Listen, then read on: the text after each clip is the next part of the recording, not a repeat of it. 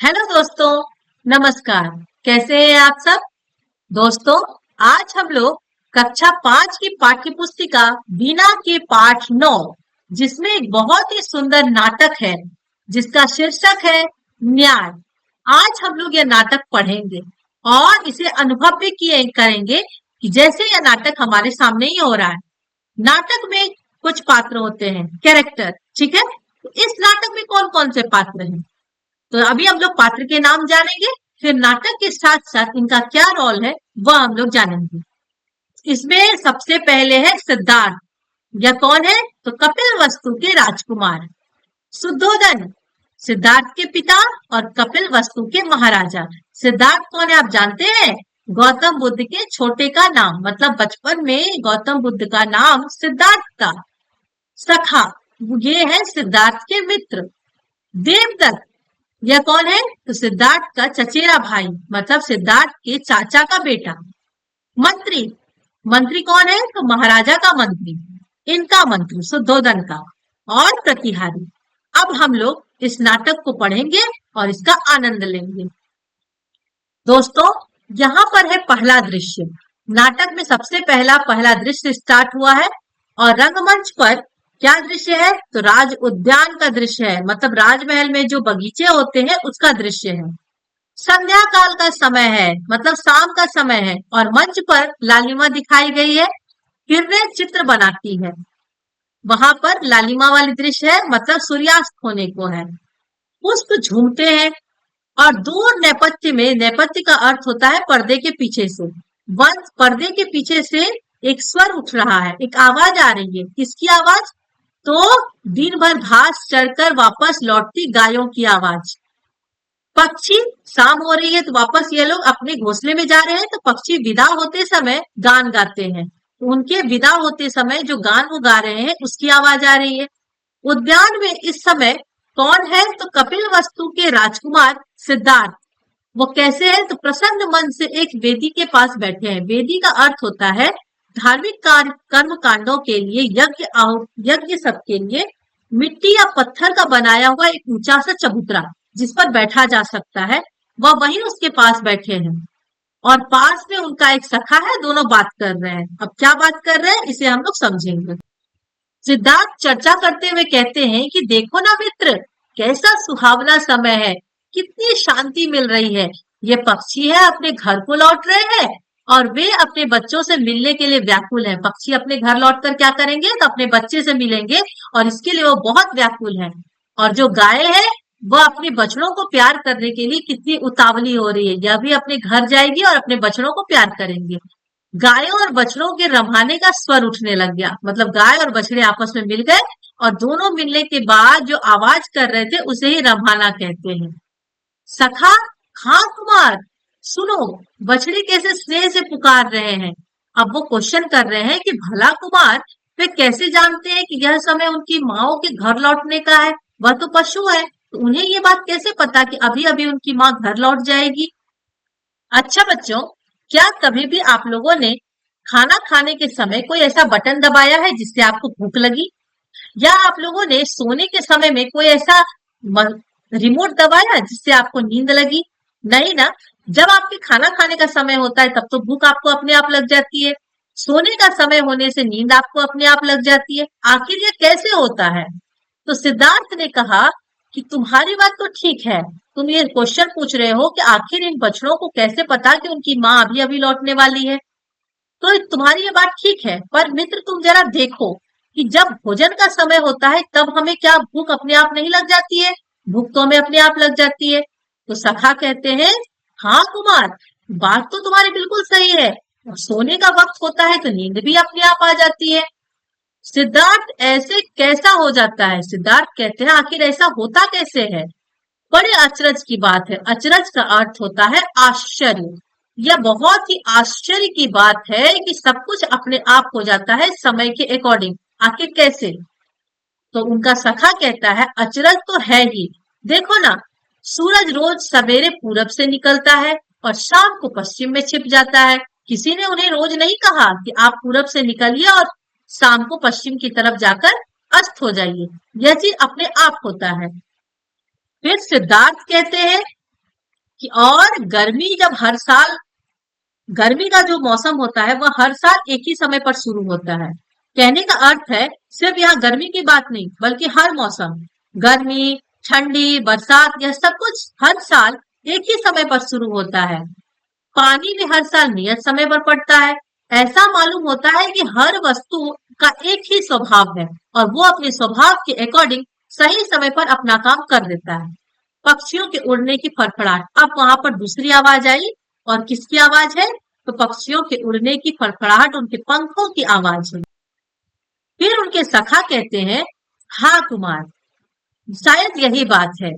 फिर वो ऊपर आकाश की तरफ देखते हैं और कहते हैं, अरे अरे कुमार, तुम जरा ऊपर तो देखो, कैसे सुंदर सुंदर पक्षी हैं। सिद्धार्थ ऊपर की ओर देखते हैं और कहते हैं, अरे मित्र, ये तो राजहंस है। फिर उनके सखा कहते हैं, देखो ना, ये सभी एक साथ इकट्ठा होकर उड़ रहे हैं ना, तो कितना ये अच्छा लग रहा है देखने में, ये कितने सुंदर लग रहे हैं। तब सिद्धार्थ कहते हैं, सचमुच ही देखने में तो बहुत सुंदर लगता है, और इनकी गर्दन तो देखो कैसे आगे को निकली हुई है, जैसे वो खुद ही हवा में तैर रही है। फिर उनके सखा कहते हैं फिर उनके सखा ने बहुत ही भोली भाली बातें कही। तो कहते हैं कि अरे तुम क्या समझते हो कुमार, ये तो तैर ही रहे हैं। पानी में यदि चले उसे तैरना कहेंगे, और हवा में यदि चले तो उसे उड़ना कहेंगे। मतलब ये पक्षी अभी हवा में तैर ही रहे हैं। यह उनके इस मित्र ने कहा। यह सिद्धार्थ की पिक्चर है और यह उनके मित्र की, मतलब उनके सखा की चित्र है। सिद्धार्थ को सखा की बात सुनकर हंसी आ गई और वो हंसकर कहते हैं, सच मित्र, तुम तो बहुत जानते हो, बहुत सारी बातें तुम्हें जानकारी है, बहुत सारी बातों की। तो उनके सखा भी हंसकर कहते हैं, पर तुमसे कम जानता हूँ। गुरुजी तो कहते हैं सिद्धार्थ पिछले जन्म में कोई योगी था। अब सिद्धार्थ कहते हैं, अरे बाबा, एकदम आश्चर्य से, सच? सखा कहते हैं, सच। सिद्धार्थ ऊपर देखते देखते कहते हैं, अच्छी बात है, मैं अब गुरुजी से ही पूछूंगा कि योगी किसे कहते हैं। फिर वो अचानक से बोलते बोलते रुकते हैं और यहाँ से एक नई घटना घटी। कहते, अरे मित्र देखो, यह क्या हुआ। उसके बोलने के ढंग से ही उनके सखा जो थे वो घबरा गए और घबरा कर कहते, क्या हुआ कुमार। फिर वो कह अरे, ये क्वेश्चन उन्होंने पूछा, अरे क्या हुआ कुमार। फिर उनके सखा ने ही देखा कि एक तीर राजहंस की तरफ चला है। तो कहते, अरे यार, किसने चलाया इस तीर को। बच्चों, वह जो राजहंस आकाश में उड़ रहा था, जिसे देखकर ये दोनों ही मित्र बहुत आनंदित हो रहे थे, उन दोनों ने देखा कि एक तीर राजहंस के ऊपर चलाया। किसने चलाया पता नहीं, और वह तीर जाकर उस राजहंस को लग गया। सिद्धार्थ उतावला होकर, उतावला का अर्थ होता है बेचैन होकर, उस पक्षी को तो देखो, वह किस तेजी से धरती पर गिर रहा है। सखा उसी तरह वह घायल, वो उसी तरह वो उतावले होकर, उसी तरह का अर्थ हुआ वो भी उतावले होकर, वह घायल हो गया है, उसकी चीख तो सुनो। और बाकी पक्षी कैसे प्राण लेकर भाग रहे हैं। मतलब एक को तीर लगी तो बाकी सभी डर गए और वह सब भी अपने प्राण बचाकर किसी तरह भागने पर लगे हैं। हंस की चीख उसकी भूमि पर आते हुए दिखाई देना, मतलब यह अब कौन सा दृश्य आया सामने। हंस चीखता हुआ भूमि पर आकर गिरते जा रहा है और सिद्धार्थ तेजी से आगे बढ़ते हैं और हंस को अपनी गोद में उठा लेते हैं। उसके शरीर में तीर लगा हुआ है और उससे खून बह रहा है। कुमार करुणा से भरकर, करुणा का अर्थ होता है दया, जो दूसरे को दर्द को देखकर खुद भी दुखी हो जाए उसे ही करुणा कहते हैं। उसे करुणा से भरकर उसे संभालते हुए किसी तरह उसे संभाल रहे हैं, उसके दर्द को कम करने की कोशिश कर रहे हैं। सिद्धार्थ बहुत ही बेचैन होकर वो कहते हैं कि किस निर्दयी ने, निर्दयी का अर्थ होता है जिसके अंदर कोई दया ना हो, किस निर्दयी ने इस भोले भाले पक्षी को घायल किया। इसने किसी का क्या बिगाड़ा था। यह तो एक छोटा सा पक्षी है, यह तो किसी का कुछ नहीं बिगाड़ा था, तो फिर इसे किसी ने घायल किया क्यों और किसने घायल किया, यह उसके मन में प्रश्न उठ रहा है। और यह प्रश्न सिद्धार्थ ने अपने दोस्त, अपने मित्र से भी किया। तो उसके मित्र ने जवाब दिया, यह तो बड़ा ही सुंदर है और यह सुंदर जो लगता है, यह इतना प्यारा जो लगता है, यही इसका सबसे बड़ा दुश्मन है कि लोग इस पर तीर चला देते हैं, इस पर इसे घायल कर देते हैं। तो सिद्धार्थ उसके तीर को निकालते हुए कहते हैं, क्यों, क्या सुंदर होना पाप है? क्या प्यारा लगना बुरी बात है? माँ जब मुझसे कहती है सिद्धार्थ तुम कितने प्यारे हो, वे मुझे मारती तो नहीं है, बल्कि वह मुझे और भी ज्यादा प्यार करती है। तो फिर इन पक्षियों को कोई क्यों मार रहा है? ये सुंदर है, ये प्यारे लग रहे हैं, तो इसलिए कोई इसे क्यों मारेगा?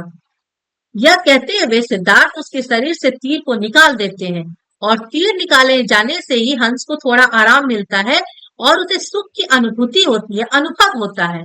और वो बड़े अनुराग से, अनुराग का अर्थ होता है प्रेम, बहुत ही प्रेम से वह कुमार की गोदी से ही चिपक जाता है, और कुमार भी बड़े स्नेह से उसके शरीर पर हाथ फेरते हैं।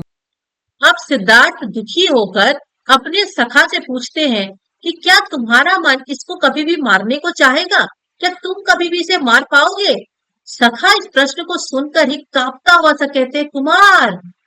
सिद्धार्थ, बताओ सखे, देखो तो इसकी आंखें कितनी कोमल है, कितनी भोली है, इसको छूने में कितना स्नेह पैदा होता है। तुम बताओ कि क्या तुम इसे कभी मार पाओगे? तब उसके सखा ने सांस खींचकर कहा, नहीं कुमार, मैं इसको नहीं मार सकूंगा। सिद्धार्थ कहते हैं, तुम ही नहीं मित्र, कोई भी व्यक्ति जिसके पास हृदय है, जिसके मन में प्रेम की भावना है, वह कभी भी निर्दोष पक्षियों को नहीं मार सकेगा। लेकिन हाँ, अब एक काम करो, तुम दौड़ कर जाओ, कहाँ? राज वैद्य के पास, और जाकर मरहम ले आओ। इनकी मरहम पट्टी करनी है क्योंकि इसे बड़ा घाव हो गया है। और सखा, अभी जाता हूँ कहकर दौड़ पड़ता है राजवैद्य के पास से मरहम लाने के लिए। सखा के जाने के बाद नाटक में एक नया पात्र आता है, और वह है देवदत्त। देवदत्त सिद्धार्थ का चचेरा भाई है, और इसी ने तीर मारकर उस हंस को घायल किया था। वो दौड़ा दौड़ा आता है और कहता है कि सिद्धार्थ को कि अभी अभी मैंने एक उड़ते हुए हंस को तीर मारकर नीचे गिराया था। मैंने अपनी आंखों से उसे गिरते हुए देखा था। क्या वो कहीं इधर आया है? मतलब वो इधर कहीं गिरा है? हंसकर फिर वो कुमार को कहता है, मेरा लक्ष्य अब पूरी तरह सध गया है, मतलब अब मैं निशाना लगाना सीख गया हूँ कुमार। कल मैं गुरुजी से ये बात बताऊंगा, तब वो कितने प्रसन्न होंगे। तुम इस बात की गवाही दोगे ना? मतलब वो सिद्धार्थ को कहता है कि जब मैं गुरुजी को यह बात बताऊंगा कि मैंने निशाना लगाना सीख गया हूँ, मैंने निशाना लगाया है, तो तुम इस बात की गवाही देना कि मैं सच बोल रहा हूँ, तुमने मुझे निशाना लगाते हुए देखा है। तब सिद्धार्थ कहता है, हाँ, मैं तुम्हारी गवाही दूंगा देवदत्त कि तुमने एक निर्दोष पक्षी को मारने का प्रयास किया है, और इसका प्रमाण यह हंस है। और हंस, सिद्धार्थ हंस को आगे बढ़ाते हैं, और वह हंस तो अपने शिकारी को पहचान गया, देवदत्त को। इसी ने तीर मुझे मारा है, और सहसा मतलब अचानक से, सहसा का अर्थ होता है अचानक से। अचानक से जब वह, जैसे ही वह देवदत्त को देखता है, तो उसकी चीख निकल जाती है, वो देखकर ही उसे चीखता है, और फिर से सिद्धार्थ की गोद में दुबक जाता है, मतलब सिद्धार्थ से पूरी तरह से चिपक जाता है। देवदत्त उस हंस को देखते ही कहते हैं, आहा, मतलब वो खुश हो गया। कहता है, मेरा हंस तुम्हारे पास है, लाओ इसे मुझे दे दो। सिद्धार्थ कहते हैं, क्यों दूं? देवदत्त, क्योंकि यह मेरा है। सिद्धार्थ, इसका क्या प्रमाण है कि यह तुम्हारा है? देवदत्त, प्रमाण? मतलब तुम्हें सबूत भी चाहिए? अरे प्रमाण क्या, मैंने इसे मारा है, इसके शरीर में मेरा तीर लगा हुआ है, तो यह मेरा हुआ। सिद्धार्थ कहता है, तुमने इसे मारा है, परंतु मैंने इसे बचाया है, इसलिए यह हंस मेरा है, मैं तुम्हें नहीं दूंगा। अब दोनों के बीच में बहसा बहसी काफी तेज हो गई, लड़ाई तेज हो गई। देवदत्त कहते हैं, तुम्हें देना होगा सिद्धार्थ। सिद्धार्थ, मैं नहीं दूंगा देवदत्त। तब देवदत्त कहते हैं, तुम राजकुमार हो, इसलिए इसका यह अर्थ नहीं कि तुम धौंस जमाओगे। धौंस जमाओगे मतलब दूसरों पर ज्यादा अधिकार जताना। तुम राजकुमार हो, इसका यह अर्थ नहीं है कि तुम धौंस जमाओगे। पर यह मत भूलना कि मैं भी एक राजकुमार ही हूँ, मतलब यह भी तो राजा के भाई के बेटे का ही, राजा के भाई का बेटा ही तो है, तो इसलिए इसके अंदर भी राजकुमार जैसा खून है, राजकुमार जैसा गुमान है। तो ये कह रहा है कि तुम राजकुमार हो, इसलिए मुझ पर धौंस मत जमाओ, मैं भी राजकुमार हूँ। फिर सिद्धार्थ कहते हैं, मुस्कुरा कर कहते हैं, मैं कब कहता हूं कि तुम राजकुमार नहीं हो? पर उससे क्या होता है, मैं यह हंस तुमको नहीं दूंगा। उस जिद पर अड़ जाते हैं कि मैंने इसे बचाया है, इसलिए यह हंस तुम्हें मैं किसी हाल में नहीं दूंगा। उसी समय सखा का प्रवेश होता है, और जब वो आता है तो अचरज से, अचरज का क्या अर्थ होता है मुझे कमेंट बॉक्स में बताइएगा, थोड़ी देर पहले मैंने बताया है, याद है आप सबको? अचरज का अर्थ होता है आश्चर्य। वो हैरानी से देखता है, किसे देखता है? देवदत्त को। फिर हंस को मरहम लगाता है, हंस फड़फड़ाता है क्योंकि मरहम लगाने के समय में भी दर्द होता है, वो दर्द से फड़फड़ा रहा है और गोदी से चिपक जाता है। फिर शांत हो जाता है क्योंकि मरहम लगाने के बाद उसे एक आराम मिलती है और वो शांत हो जाता है। फिर देवदत्त कहता है, कुमार मैं हंस लेकर छोड़ूंगा, यह मेरा है। सिद्धार्थ ज्यादा बहस करने के मूड में नहीं थे, उन्होंने कहा देखा जाएगा। फिर देवदत्त तिलमिलाकर गुस्से में झिझक करके दांत खींचकर कहते हैं, कुमार। सिद्धार्थ शांत बने रहते हैं और शांत स्वर में ही कहते हैं, ठीक है देवदत्त, पर मैं विवश हूं, इस समय मैं नहीं दे सकता। सखा, कुमार क्षमा करें, मैं कुछ निवेदन करूं? अब यहाँ पर सखा जो उनके मित्र हैं सिद्धार्थ के, वह वहां पर पहले उन दोनों के बीच में बात करने के लिए क्षमा कर मांगते हैं और फिर कुछ रिक्वेस्ट करते हैं। अब इन्होंने क्या रिक्वेस्ट कहा जिससे कहानी में एक नई मोड़ आई। सिद्धार्थ कहते हैं, कहो मित्र, तुम क्या कहना चाहते हो? तो सखा कहते हैं, आपका झगड़ा इस प्रकार नहीं सुलझेगा, आप इस प्रकार झगड़े को नहीं सुलझा सकते। मेरा सुझाव है कि हमें महाराज के पास चलना चाहिए। देवदत्त पूरे क्रोध में भरे हुए थे, वह कहते हैं, मैं अभी महाराजा के पास जाता हूँ और महाराज से जाकर मैं तुम्हारी शिकायत करूंगा और तब मैं देखूंगा कि तुम मेरे हंस को कैसे नहीं लौटाते हो। यह कहकर वो चल पड़ता है। सिद्धार्थ कहते हैं, आओ मित्र, हम भी चलें, महाराज ही अब इस बात का निर्णय करेंगे कि हंस किसका है। सखा, चलो कुमार। हंस सखा के साथ सिद्धार्थ भी चल पड़ते हैं। दोनों तीनों वहां से निकल जाते हैं और ये जो है पहला दृश्य समाप्त होता है यहाँ पर। और चूंकि मैंने आपको बताया कि यह एक नाटक है, मंच पर खेला जा रहा है इसे, तो इन दोनों के जाने के बाद पर्दा गिराया जाता है और दूसरा दृश्य के लिए फिर से पर्दा उठाया जाएगा। तो दूसरा दृश्य यहाँ शुरू हो रहा है। दूसरा दृश्य शुरू होते ही क्या दृश्य है? तो मंच पर महाराज शुद्धोधन की सभा का दृश्य है। और जैसे कि ये महाराज है, तो वहां पर मंत्रिमंडल है, तो मुख्य मुख्य मंत्री भी है और अपने अपने आसन पर सभी बैठे हुए हैं। महाराज का आसन कुछ ऊंचा है, इन सभी मंत्रियों से महाराज का आसन थोड़ा ज्यादा ऊंचा है और मंत्री अपनी अपनी बात लाते हैं सामने और कुछ निवेदन करते हुए अपनी बात को कहते हैं। उसी समय प्रतिहारी प्रवेश करता है। प्रतिहारी जो राजा के पास संदेश पहुंचाता है, वह पहले प्रणाम करता है, प्रणाम करके खड़ा हो जाता है। तो महाराज से कारण पूछते हैं, क्या बात है, क्या बोलना चाहते हो? तो महाराज उनसे पहले कारण पूछते हैं, क्या है प्रतिहारी? प्रतिहारी कहता है, महाराज की जय हो, राजकुमार देवदत्त आने की आज्ञा चाहते हैं। महाराज इस समय आने दो। पहले तो हैरान हो जाते हैं कि आखिर इस समय क्यों आ रहा है, फिर वो कहते हैं आने दो। प्रतिहारी लौटता है तो मंत्री कुछ कहने लगते हैं और कुछ ही क्षण में देवदत्त प्रवेश करते हैं।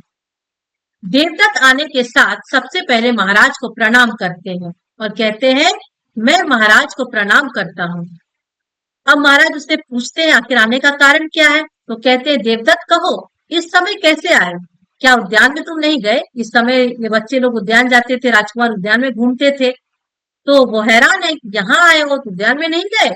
तो देवदत्त कहते हैं, महाराज मैं आपसे न्याय चाहता हूँ, राजकुमार मेरा हंस नहीं देते। महाराज, अब महाराज कह रहे हैं मुस्कुराकर, कौन? राजकुमार सिद्धार्थ। तो देवदत्त कहते हैं, हाँ महाराज। महाराज उसने तुम्हारा हंस छीन लिया है? देवदत्त, हाँ महाराज, मैंने उड़ते हुए हंस को अपने तीर से मारा था और वह राजकुमार के पास जा गिरा था, और अब मैं जब उसे लौटाने के लिए कहता हूँ, जो कि वो न्याय से वह मेरा है क्योंकि मैंने उसे मारा है, तो अब वो मुझे नहीं लौटाता है। तो महाराज कहते हैं, कुमार अभी है कहाँ पर? देवदत्त जवाब देते हैं कि उद्यान में है महाराज। तो महाराज प्रतिहारी को भेजते हैं कि जाओ कुमार से कहो कि महाराज ने उन्हें अभी अभी याद किया है, वो जल्दी से जल्दी यहाँ आए। प्रतिहारी जो आज्ञा महाराज, क्योंकि प्रतिहारी का काम है बाहर के संदेश को और महाराज के पास लाना और महाराज के संदेश को दूसरों तक पहुंचाना। प्रतिहारी प्रणाम करके बस जैसे ही मुड़ता है, तभी राजकुमार सिद्धार्थ हंस को गोद में लिए वहां प्रवेश करते हैं। और जैसे कि अनुशासन का नियम है सबसे पहले जाके प्रणाम करना, तो सिद्धार्थ सिद्धार्थ जाकर कहता है, सिद्धार्थ आपको प्रणाम करता है महाराज। सखा, मैं भी महाराज को प्रणाम करता हूँ। महाराज कहते हैं, उन्होंने प्रश्न पूछा सिद्धार्थ से, सिद्धार्थ, देवदत्त कहता है कि तुमने उसका हंस छीना है, क्या यह ठीक है? यह जो हंस तुम्हारी गोद में है, क्या यह वही हंस है? तब सिद्धार्थ कहते हैं, जी महाराज, यह वही हंस है। महाराज कहते हैं, क्या यह देवदत्त का है? सिद्धार्थ, जी नहीं महाराज, यह मेरा है। फिर देवदत्त कहता है, महाराज, यह हंस मेरा है, इसको मेरा तीर लगा है। फिर उसके क्रोध वाली आवाज को सुनकर महाराज कहते हैं, शांत देवदत्त, क्रोध मत करो। तुम कहते हो कि यह हंस तुम्हारा है क्योंकि तुमने इसका आखेट किया है। आखेट का अर्थ होता है शिकार। आखेट का अर्थ क्या होता है? शिकार। अब हम लोग इसके आगे जानते हैं कि महाराज ने इन दोनों की बात को कैसे सुना और उस पर क्या अपना निर्णय सुनाया। फिर देवदत्त कहते हैं, जी महाराज, मैंने इसका आखेट किया है। फिर महाराज कहते हैं, क्यों सिद्धार्थ, देवदत्त ठीक कहता है? सिद्धार्थ कहते हैं, जी महाराज, हंस का आखेट तो देवदत्त ने ही किया है। फिर महाराज कहते हैं, तो फिर तुम कैसे कहते हो कि यह हंस तुम्हारा है? जब आखेट देवदत्त ने किया है तो फिर यह हंस उसी का है।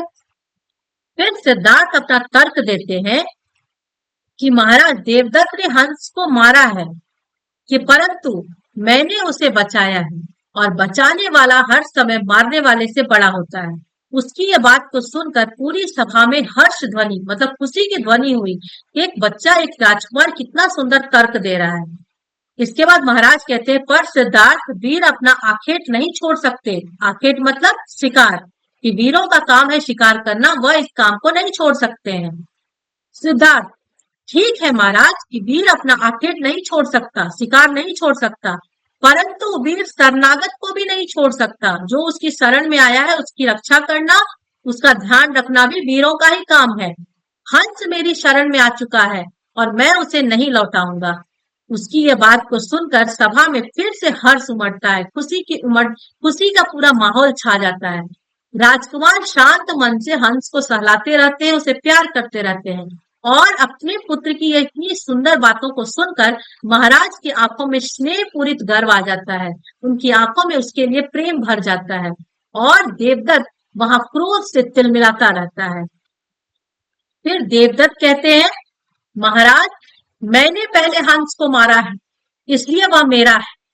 सिद्धार्थ कहते हैं, पहले मारा था तभी तो वह मेरी शरण में आया है, बिना मारे तो वह मेरी शरण में नहीं आता। बताओ कैसे आता? सब लोग स्तंभित होकर, हैरान होकर एक दूसरे को देखते हैं कि आखिर ये विकट झमेला जो हुई है इसका निष्कर्ष क्या हो सकता है। महाराज, मंत्री जी, समस्या बड़ी जटिल है। अब महाराज ने अपने मंत्रियों को भी उस समस्या में शामिल किया और चर्चा किया उनके सामने कि यह बड़ी जटिल समस्या है, कठिन समस्या आ गई है। आप सबके पास यदि कुछ रास्ता हो तो उपाय सुझाइए। तो मंत्री उठते हैं और कहते हैं, महाराज, समस्या बड़ी आसान है, इसमें कुछ भी कठिन नहीं है। यदि आप मुझे आज्ञा दें तो मैं अभी इसका निर्णय कर देता हूँ। महाराज हर्षित होकर, मतलब खुश होकर कहते हैं, नेकी और पूछ मतलब अच्छा काम करना है और आपको इसके लिए भी परमिशन चाहिए, मुझसे पूछ रहे हैं, जल्दी कीजिए। मंत्री जी, यही तो आप चाहते हैं, आप इसका निर्णय करिए। मंत्री जी कहते हैं, तो अभी देखिए महाराज। और वो मुड़कर कुमार देवदत्त को कह रहे हैं, कुमार देवदत्त, तुम तो कहते हो, कुमार देवदत्त से कह रहे हैं कि कुमार देवदत्त, तुम कहते हो कि यह हंस तुम्हारा है? तो देवदत्त कहते हैं, जी हाँ, यह हंस मेरा है, मैंने उसे तीर मारकर गिराया है। फिर मंत्री जी कहते हैं, ठीक है। राजकुमार सिद्धार्थ, तुम कहते हो यह हंस तुम्हारा है? सिद्धार्थ कहते हैं, जी मंत्री जी, क्योंकि मैंने उसे बचाया है। फिर मंत्री जी कहते हैं, ठीक है राजकुमार, तुम हंस को यहाँ इस आसन पर बैठा दो। हंस सिद्धार्थ मंत्री जी की बात को सुनकर कहता है, जी बैठाता हूँ। और राजकुमार आगे बढ़कर हंस को आसन पर बैठा देता है। हंस फड़फड़ाता है, उसकी पंख फड़फड़ाने लगती है क्योंकि वो डरा हुआ भी है। तो राजकुमार उसे पुचकारते हुए, प्रेम से उसे सहलाते हुए कहते हैं, सिद्धार्थ, डरो नहीं मित्र, तुम्हें कुछ नहीं होगा, कोई तुम्हें कुछ नहीं करेगा, मैं यहीं पर हूँ। और यह कहकर वो पीछे हट जाता है। अब मंत्री जी कहते हैं, कुमार देवदत्त, हंस यहाँ आसन पर बैठा है, तुम इसे बुलाओ तो अपने पास। सभा अचरज से मतलब आश्चर्य से भरकर देवदत्त को देखती है। वह आगे बढ़कर हंस को पुचकारता है। देवदत्त पुचकारते हुए कहता है, आओ आओ मेरे पास। पक्षी डर कर फड़फड़ाता है और चीखता है। मंत्री, कुमार देवदत्त, हंस तुम्हारे पास नहीं आना चाहता। राजकुमार सिद्धार्थ, अब तुम्हारी बारी है, तुम बुलाओ। देवदत्त मुंह लटकाए पीछे हटते हैं और सिद्धार्थ आगे बढ़ता है।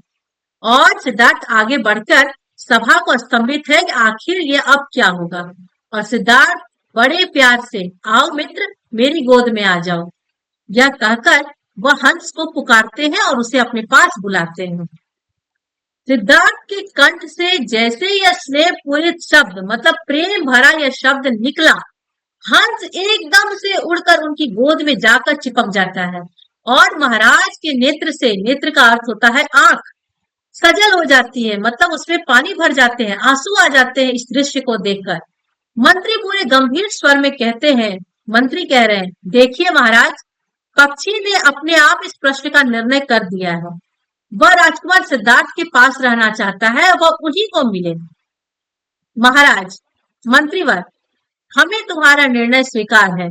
हम आज्ञा देते हैं कि हंस राजकुमार सिद्धार्थ के पास रहे। उन्होंने यह निर्णय पूरी सभा में सुना दिया। बच्चों, आप ये दृश्य को देख रहे हैं, इस पिक्चर को आप देख रहे हैं। महाराज यहाँ निर्णय सुना रहे हैं। हंस कैसे खुशी से सिद्धार्थ की गोद में चिपका हुआ है और देवदत्त अपनी हार मानकर, उसे हार मिल चुकी है क्योंकि हंस उसे नहीं मिला, इसलिए वह झुंझला कर पीछे, जिस तरह से वह देख रहा है उसे देखकर साफ महसूस हो रहा है कि उसकी आंखों में, उसके अंदर कितना गुस्सा भरा हुआ है।